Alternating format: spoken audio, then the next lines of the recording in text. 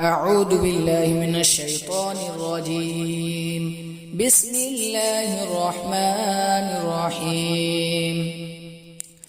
هل أتاك حديث الغاشية؟ وجوه يومئذ خاشعة عاملة ناصبة تصلى نارا حامية تسقى من عين آنية ليس له طعام إلا من ضريع لا يسمن ولا يغني من جوع. وجوه يومئذ ناعمة لسعيها راضية في جنة عالية لا تسمع فيها لاغية فيها عين جارية فيها سرر مرفوعة وأكواب موضوعة ونمارق مصفوفة وزرابي مبثوثة.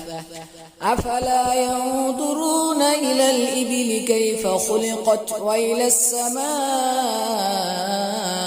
كيف رفعت وإلى الجبال كيف نصبت وإلى الأرض كيف سطحت.